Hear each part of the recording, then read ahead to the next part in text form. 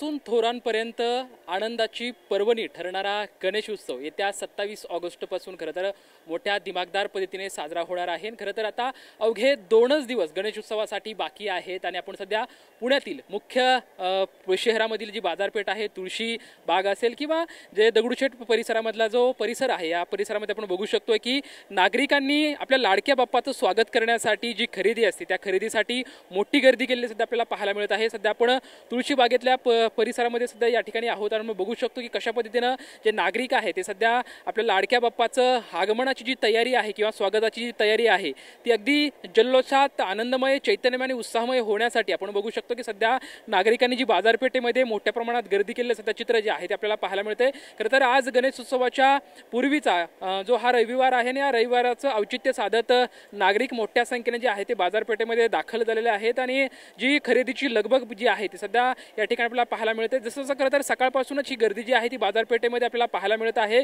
जसं जसं आता संध्याकाळ होत राहील तशी तशी गर्दी जी आहे ती वाढत जाणार आहे। मात्र सध्या शहरामध्ये जे आहे ते विविध जे गणेश मंडळ आहे त्या गणेश मंडळाची जी तयारी जी आहे ते आता अंतिम टप्प्यात आलेली आहे। मात्र प्रत्येकाच्या घरी जो आहे तो लाडक्या बाप्पाचं अगदी उत्साहामध्ये स्वागत केलं जातं। आपल्या लाडक्या बाप्पाचं जय्यत तयारीसाठी, त्याच्या जय्यत स्वागत करण्यासाठी जे नागरिक आहेत त्या नागरिकांमध्ये उत्साहाचं वातावरण सध्या पाहायला मिळत आहे। आज रविवारचं औचित्य साधत अनेक जे नागरिक आहेत ते सध्या बाजारपेठेमध्ये दाखल झालेले आहेत। त्यांची जी खरेदीची लगबग जी आहे ते सध्या आपल्या बाजारपेठेमध्ये पाहायला मिळत आहे। मोठी गर्दी जी आहे ते गर्दीचं चित्र सध्या पुण्यातल्या इथल्या तुळशी बागेतलं जे वातावरण आहे, तिथला परिसर आहे, या परिसरामध्ये सध्या मोठी गर्दी जी आहे ती आपल्याला सध्या पाहायला मिळत आहे। आपण बघू शकतो की कशा पद्धतीने नागरिकांनी जी आहे ती मोठी गर्दी केलेली आहे। अगदी गणेश उत्सव उद्या 2 दिवसावरून ठेपलेला आहे आणि 2 दिवसावरून ठेपून असल्यामुळे सध्या खरेदीची जी लगबग आहे, खरं तर महाराष्ट्रातला जो गणेश उत्सव आहे तो अगदी मोठ्या दिमागदार पद्धतीने साजरा केला जातो आणि व्यवसाय असेल किंवा नोकरीच्या निमित्तानं महाराष्ट्रातल्या कानाकोपऱ्यातील अनेक जे नागरिक असतात ते पुण्यामध्ये स्थायिक असतात आणि पुण्याच्या इथल्या बाजारपेठेमधून काही साहित्य खरेदी करून सुद्धा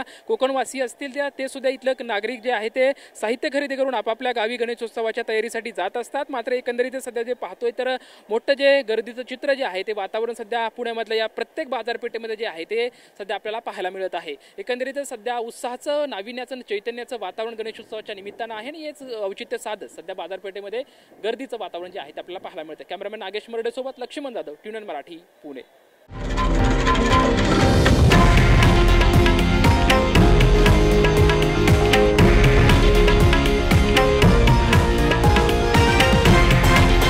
हे आहे देशातील नंबर 1 न्यूज नेटवर्क आणि आपण पाहत आहात TV9 मराठी, एकमेव।